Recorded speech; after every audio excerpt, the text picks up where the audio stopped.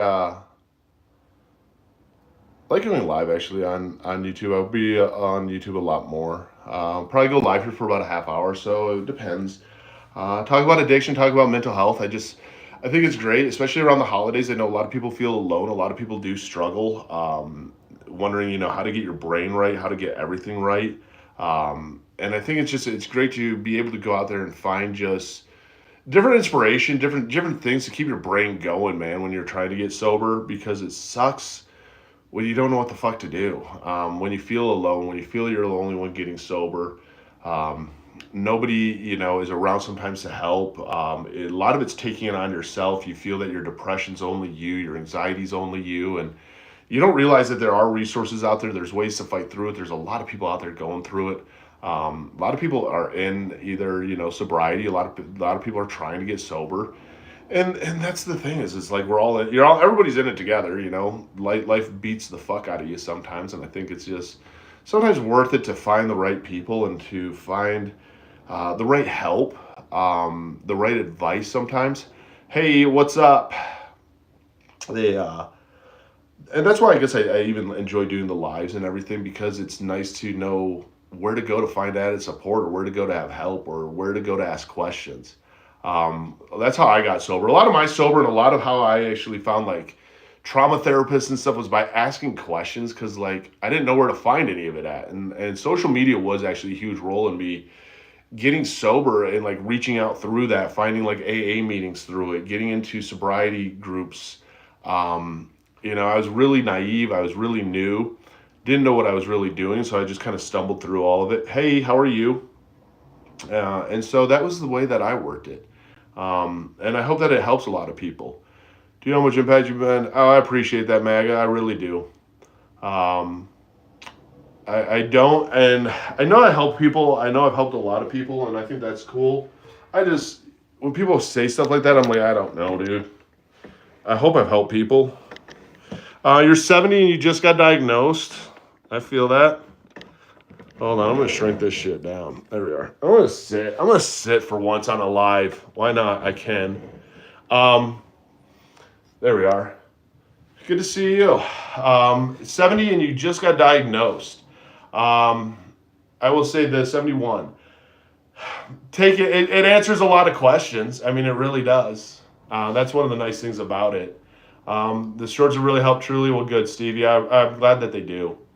Um, how old am I? I am 44 now. I started doing all this actually at like 36. Or no, how old was I? I started this in 2018, so I was 38 when I started doing social media and stuff, started wanting to help people. It just kind of became a passion of mine. It actually helped me a lot in the beginning be sober. I found the more that I helped people, the more that I reached out to others, the more help that it gave me. Like it made me not feel as alone. Um, I'm not an expert or anything when it comes to this stuff. I lost a wife to suicide. I lost my dad to suicide. I almost committed suicide. Dude, diagnosed with a lot of stuff. And so it was like, I've been through a lot, and it was like, maybe if I share, it helps. And it did. It did help. You took your multivitamins today? There you go. Okay. And you're just doing the other ones? the But it did. A lot of that stuff actually helped. But it's nice just to realize and get answers because you do get a lot of answers through social media and understanding how people made it through. You lost your 15-year-old brother to suicide. It does suck. Definitely, trauma therapy is important. There are therapists out there that specialize in trauma, and it is so worth it to go. I didn't think it was worth it to go. You want to the dumb me was like, oh fuck, trauma therapy. I'm gonna be a man. I'm not gonna talk about this at all. I'm just gonna suck it all in, and I'll just like embrace that hurt. That was the dumbest fucking thing I ever could have did. It sucked, man, and it all haunted me back. Going to trauma therapy though makes a huge, huge difference, and really learning how to grieve and working through grief. How come you're not named Mr. Impulsive on here? So I could only change. I used to have this as Driven Industries, and for a while I had all my stuff changed to Eric B. Zink, and then I actually deleted all my social media except for YouTube. And then when I started social media again, my wife, actually now my current wife, talked me into doing social media, and it was really funny because I jumped back into doing social media slowly, and it was one of those that it was pace, dude, and I went by just the Mr. Impulsive and grew from there. 14,000 subscribers, you'd have more than 7 people in this live. Not necessarily. Welcome to the way that social media works. I never bought subscribers on YouTube.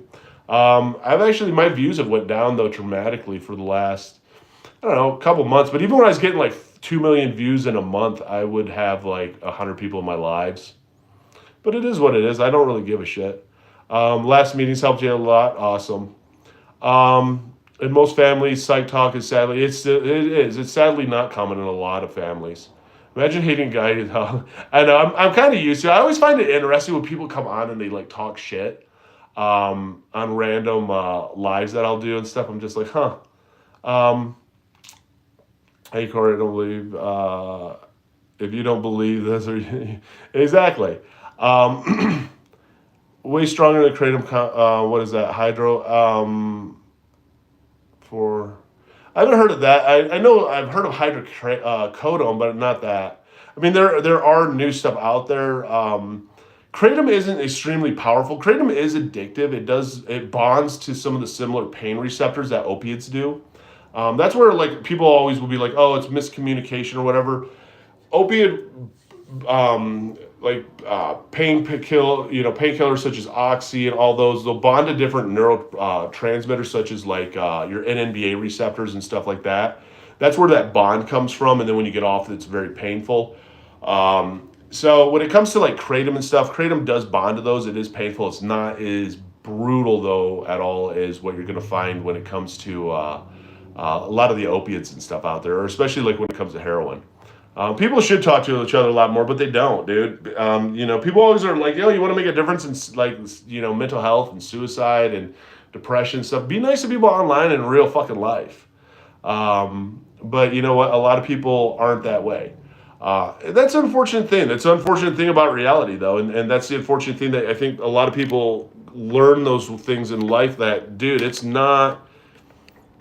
People suck in a lot of cases, and that is the sad part about it. So it's like finding the right support, I think, is huge. You're trying to get off of Adderall right now, 20 milligrams. Oh, thank you, Margo. I appreciate you, brother. Thanks. You didn't have to do that. The one thing though that I will say is try stuff like that has caffeine and stuff in it. So if you do like Phase One is a company I do business with. And I would try them because like caffeine, L-theanine, and L-theanine, zinc and stuff can really help on a non-addictive stimulant side, help with your ADHD. So I take a break from my ADHD meds every weekend. I don't take my ADHD meds because stimulants you can build a tolerance to and you don't need them to saturate in your system like SSRIs.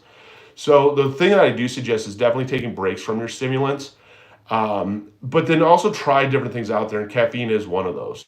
You agree? Yeah. No, there's a new form of kratom. Oh, it's a new form of kratom? Okay. The kratom is the morphine so boring compared to hydro. I could not tell you on that. It wasn't my deal. I do cocaine like 1 to 2 times a week. Hard to stop. It is hard, Bobby. And that's unfortunately how the addiction grows on you in a lot of cases. When you're getting sober, like you don't realize how cocaine works. Cocaine builds a tolerance of happiness. So essentially when you get sober, you end up struggling with a lot of depression, a lot of anxiety. It's all mental. The withdrawals from cocaine, there's no physical withdrawals from cocaine. It's all mental withdrawals. So you're going to go through a lot of depression. You go through a lot of anxiety. You go through a lot of that, which sucks. I mean, it is pretty brutal. But finding like getting on like a SSRI and stuff at times can help. There's a lot out there that can help. You too, MAGA. Don't talk to people, especially people your age group. My dad's depressed. I think he has ADHD myself. Friends, take it seriously. Talk to a doctor. That's the thing. I mean, you can't help anybody get help. They have to want to get help. They have to want to get help. Thank you so much, King. I appreciate that. I'm glad I never did quit drinking. It was easy, but Coke's great. Drinking, even drinking can suck, dude. I know people that struggle a lot with drinking. There's nothing wrong with like struggling quitting drinking. Drinking is a fucking shitty ass fucking addiction, dude, and it's a deadly withdrawal. That's the part that sucks the most about like drinking is like trying to get sober from it and you're going into like DTs and stuff can fucking suck. Does nicotine also help with stimulant withdrawal? No. So nicotine is a silent stimulant. So a silent stimulant helps with anxiety. So that's where it helps. So it doesn't necessarily help with stimulant withdrawal, but it's easy to use because a lot of times stimulant withdrawals will create anxiety. But that's the only benefit you're going to get out of nicotine on it. A lot of times it gives a pattern or habits. Definitely more people in all your lives and videos just admit you. Um, there you go. Here, I'll help you out. There you are. Would you say autism or ADHD is a bigger obstacle in life? ADHD is, I would say. ADHD is a bigger obstacle than autism is because of the level one autism. If I had like level two autism or my level one autism was even more fluent, I guess you could say, than what it is, it would be a bigger struggle. ADHD to me is a struggle just because there's a lot of addictive tendencies that go along with ADHD and autism combined. But like when I would go unmedicated on my ADHD, it would lean me a lot to addiction. It would lean me a lot towards different things out there that I really struggled with. Alcohol calms you down with ADHD. Alcohol makes you feel normal, the sensory rejection and all that. So it is a bitch when it comes to being ADHD. There's a lot of benefits to it, but it's also there's a lot that people don't realize. It's crappy, but I just thought out, didn't look back about cigs. Cigarettes are tough as fuck. Cigarettes are really hard. You have both. I have both too. Just recently.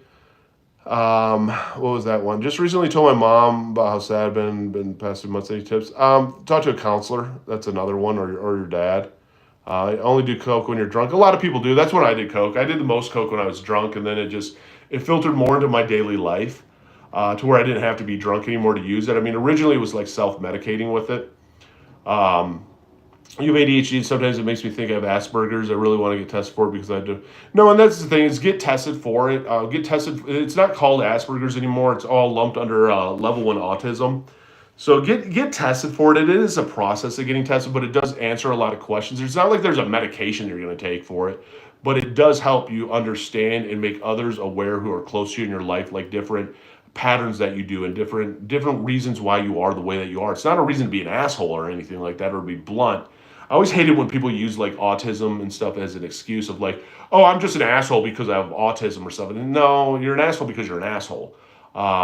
Just because you have autism doesn't mean that you have to be that way. Would you say people are waiting until marriage or missing out? Oh. Hey, your advice when you're craving for some coke. I try to do something else, smoke cigarettes, but sometimes I fail for it. It's hard. I would say the biggest thing is you got to quit. Like there's no, like, I have no hacks and no solutions, dude. If you're doing coke and you have an urge for coke, you're gonna have an urge for coke. Probably gonna do coke, especially if you're already high. The judgment isn't there. The motor skills aren't there. You're just going to end up using. So that's the one thing I would definitely keep in mind when it comes to like coke. Like I had to quit alcohol and coke because mine played so hand in hand. Um, ADHD sucks. I used to take Adderall, but abused it. Had to quit. Some people do, and hey, at least you realize that you're abusing it. You're definitely abusing it. The going to rehab soon. Considering quitting nicotine while I'm there. I don't necessarily like would say like quit nicotine while you're there. It's hard. It's hard to take on like addictions. Typically, they'll say not to take on like nicotine during the rest of your addictions, especially if it's like alcohol and like if you're smack or speed or anything else, just because you're taking on a fucking shit ton. That's up to kind of you. I would just talk to them there. I will say nicotine was one of the hardest addictions to break just because it's legal. It's easy to get. It's calming. It's a habit. Like there's a lot. Thank you so much, Integrity. I really appreciate that. I've never dated anyone before. Is that a symptom of level one autism? Children awkwardness. Talk about maturity. It can be. It can be. It can also be a thing of like ADHD. Have you ever done pure cocaine? I'm assuming I have, or as pure as it's gonna get. I have not done a leaf. Leaf. The coca leaf is gonna be your purest cocaine. 7:25:17.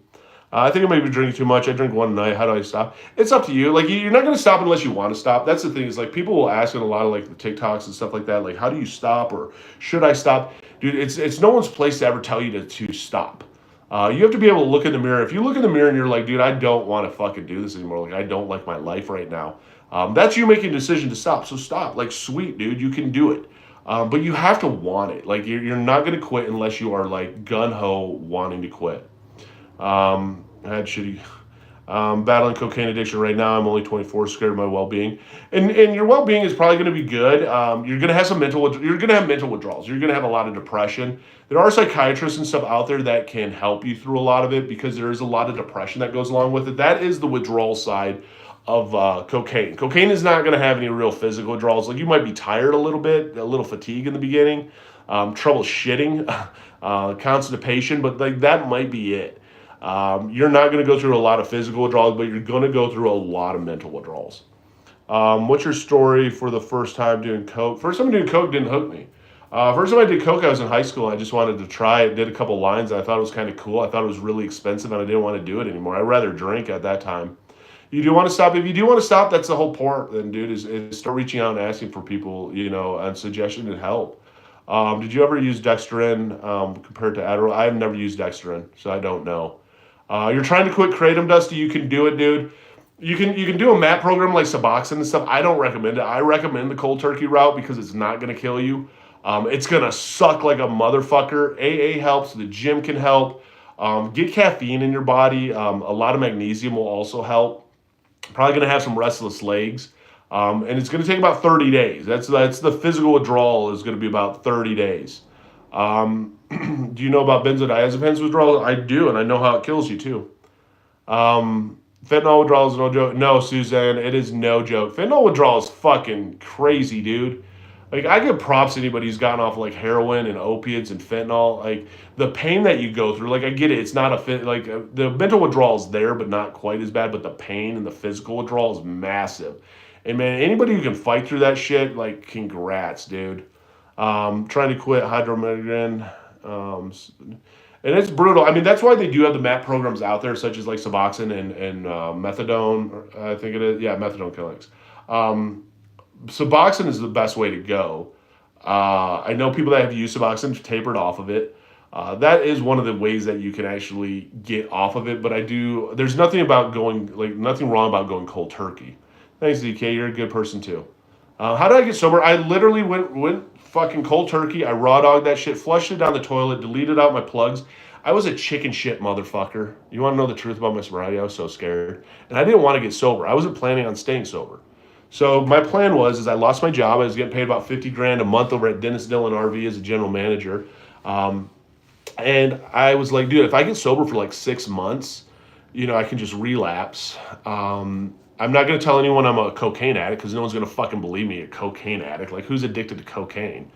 So then I told everybody, though, I was an alcoholic because that was more acceptable. So I told everybody I was a fucking alcoholic and started asking for help. And that was how I got sober. And I was planning on relapse. I didn't really want to stay sober. My dad ended up committing suicide. And I just kind of like latched onto my sobriety to keep my sanity when my dad killed himself.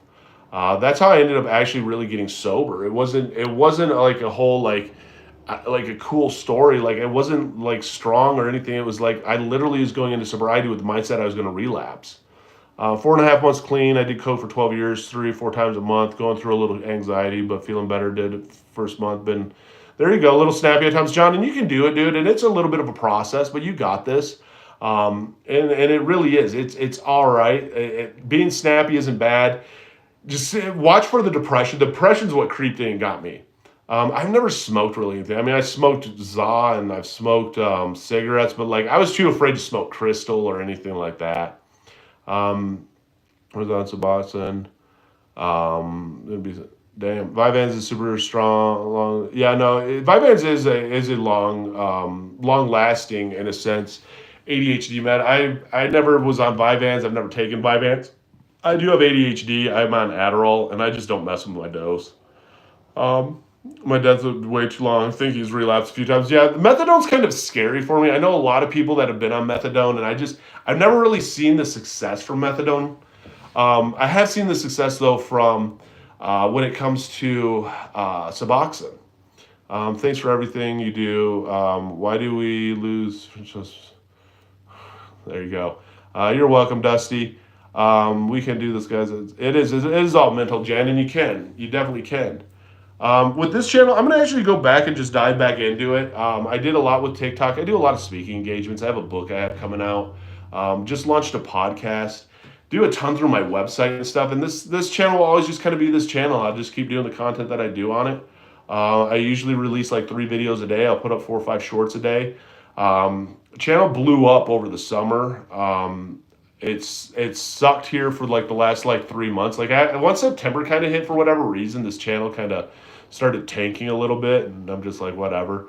And I know how social media is; it's all ups and downs. I have like at times like Facebook is rocking it. Like Facebook right now is like in the last like 2 weeks is like 30 million views, and Facebook is just crushing it. But I know Facebook, it all comes and goes. So this one I've always been the most just stable, I guess, with of always making sure I post, and I post the same type of stuff, and I just enjoy doing it.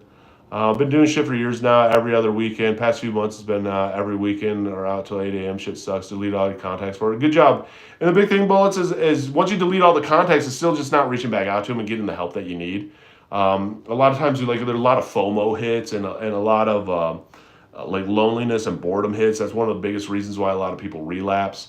There's a lot of struggles that come along with a lot of different things out there. So, it's fighting through, finding some of the right resources. A lot of times therapy can help people. There's a lot of things out there that can help people, and that's what it's all about. How did you find your drug dealer? When you do drugs, they just kind of find you, whether it's in a bar, whether it is through other people. It just depends. I mean, some of them work for me. Social media is my full-time job, yeah. Do you have to defriend any close ones? No, I have a couple friends I have actually a really good friend of mine who's coke dealer for me. He actually stopped dealing coke, and he owns and what does he do? He does like water damage company. So like he goes in and helps like do the repairs and shit if you have bad water damage in your house. It does actually really good. Yeah, cocaine and alcohol were my drugs of choice. I mean, I've done Norcos and Oxys and stuff before, but never really, I mean, I abused them. I didn't take them as prescribed. I got them from dealers and shit, but not really a drug of choice. I mean, I've done crystal meth before, wasn't a drug of choice. Never done heroin, never did fentanyl, never smoked crystal meth. I've done lines of crystal meth. I didn't like it. I got pissed off when I would do it because I realized what I did because my face was on fire. So that type of shit would actually piss me off. So I mean, that's kind of the stuff that I ended up doing.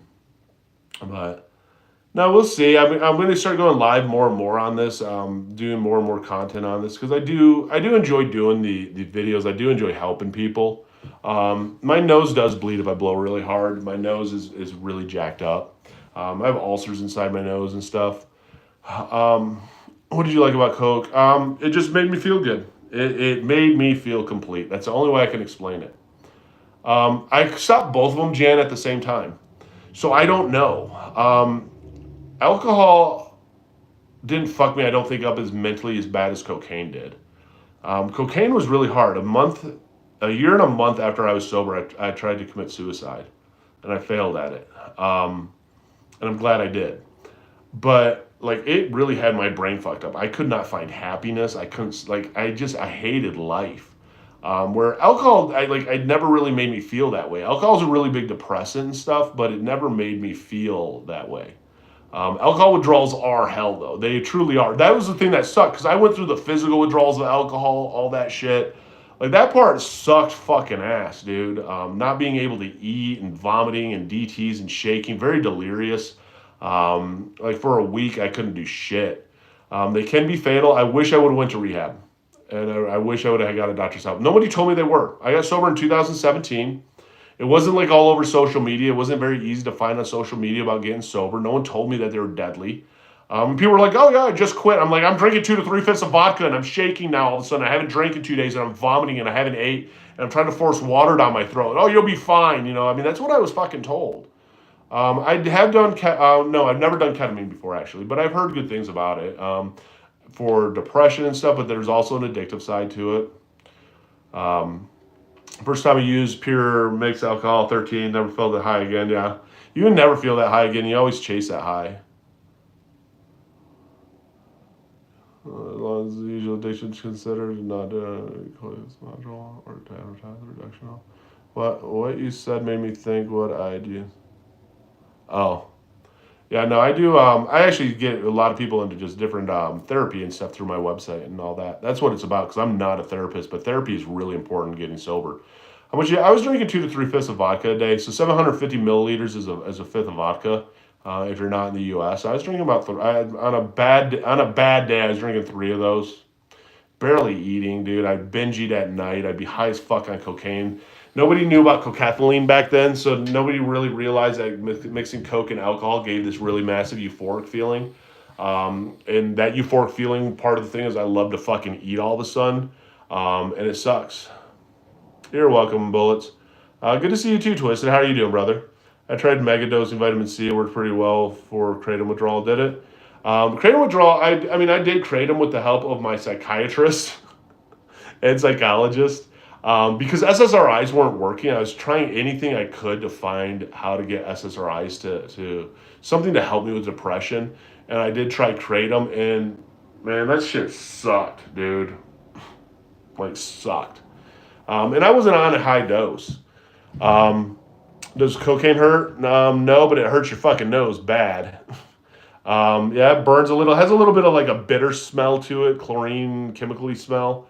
But the problem is that it dries your nose out extremely. Like it restricts all the blood flow and oxygen to your nose, so it cuts off oxygen and nutrients to your nose, so it starts to decay. That's why how your septums get deviated is through that. It's also how you get like the concave saddle nose, where your nose detaches from its from your face. Dude, it's amazing the damage that coke does. I mean, I have a lot of damage in here. Um, you're motivated, overcome pure inspiration. Oh, thank you, Jan. You're an inspiration too, though. Anybody who's alive still is a fucking inspiration. I've not been to jail. I should have been to jail, but I never did. What medications am I on? The only medication I'm on now, my last one, I take 5 days a week, is 10 milligrams of Adderall between 7:30 and 8, and 10 milligrams between 12:30 and 1. My Adderall's out of my system by about 5 o'clock, so I hit my Adderall crash. I'm actually in the middle. Essentially, this is my Adderall crash. My nose, never when I used it, but yes, it smells like gasoline. That's a good way to put it, yes. Kerosene more is what I thought it would smell like myself, but yeah, gasoline too. And it's because it's actually used in it. What up from England? You and your channel pretty cool, man. It was always based on use and addiction of this. Yeah, a lot of it is. Coke will definitely weaken. Yeah, it does weaken your bones, and it weakens your teeth too. It eats away at all the mucous membranes. Um, I get a lot of kids in chat don't questions. Some are dumb and some aren't. I mean, I don't mind. I know that I had never even looked at stuff as like dumb questions because like when I was first getting sober, I thought like all my questions were fucking stupid. Um, like, hey, is alcohol deadly? I thought that was a fucking stupid question, and then I realized it was. I was like, oh fuck. Um, how do you deal with anxiety? Nausea from anxiety. Salt actually can help with that. Salt or like even like bread in your stomach can help. Chime together there. Why is cocaine so popular if it's destructive? Massive high. And let's face it, cocaine, the best sales for cocaine and why cocaine's so popular is people don't think it's harmful. It's portrayed in the movies as fucking the rich man drug, the party drug. It's portrayed as safe. You don't see people, with needles under their arms, overpasses because they're cocaine addicts. Those are heroin addicts. Heroin's scary. Cocaine is very romanticized in society still, unfortunately. The hobbies that I have a lot. Wintertime I do struggle more than normal, but wintertime is more indoor stuff like I do a lot of puzzles with my wife. I do a lot of reading. We do a lot of concerts. The gym, I do a lot of walking during the winter or during the summertime. There's a lot more. I love the water. I do a lot outside. I keep definitely busy. Um, don't eat dinner. We are bringing. All right, they're bringing dinner home. You say these things while I'm really. As It is. It has to be better than other drugs like meth. No, not really. Wolf of Wall Street. No. Coke withdrawals is scary because of fentanyl cuts. No, it is. If Coke is scary because of fentanyl cuts, and the reason why fentanyl's in Coke, I was doing a TikTok live and somebody asked that question, and why fentanyl's in Coke is because of how addictive it is. So it hooks you to an expensive drug. Fentanyl's not expensive to make. It's synthetic. You just get the ingredients and you mix it. And man, you throw it all in into Coke, and you can get people where they're buying a lot more from you than normal. That's the scary part about it. Also, you don't have a tolerance to it, dude. So your ODs on it are huge. Not knowing alcohol is deadly is indeed a stupid question. Not really. Not knowing is deadly isn't, because a lot of people don't realize that. I didn't realize that. Cocaine is dangerous. Yeah. Eric, seriously, dude, please stop. Stay. It better stay when not better. Yeah, no. There's a stigma around it, unfortunately. I use Coke from the Netherlands, very good stuff, because they don't cut it with much.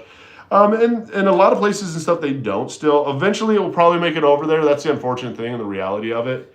Money is money, you know? That's the unfortunate thing. So did doing the drug cause your heart health issues? No, more nose damage than anything else. I mean, I did OD a few times where I'd be vomiting and feeling like I was having a heart attack and everything. I think YouTube has possibly opened the eyes to mental health addiction. They're never really a silly question here in the UK. So that's all. Well, you know, and that is the thing. Especially in the UK, it's very hard to get different meds. It really, really is. Last YouTube strain you had less. Do you think you? No, I don't think about using Coke anymore, Sebastian. I have zero desire to use Coke still. A lot of it was trauma. Coke let me run away from my life. That was the thing when it came to cocaine use. It was a solution for me, and I think that's how a lot of people look at drugs. So, you know, going to therapy, going to trauma therapy and stuff was really, really important. It helped out a lot. Only side effect is deviated septum, yes. And that's the unfortunate thing is it never goes away. Alcohol is a poison, pretty common sense. Okay, Corey, well, I was stupid then. Do you feel better? Do you feel better now? Do you feel better? Did that make you feel good? Did that make you feel good? Oh my God, OD, how do you feel that mess? A lot of times when you OD, you actually start using more. You start using a lot more. Because you think you're going to kind of like push through. All you know when you're ODing is that you're super fucking high and you want to still stay high. Hello. Jokes on the alcohol is accepted as a hard drug. Unfortunately, it is, but it isn't really. I mean, that's the thing is you got to remember is that alcohol is still looked as like just it's normal. It's okay. There's no bad with alcohol. That's the unfortunate way of how it's looked at.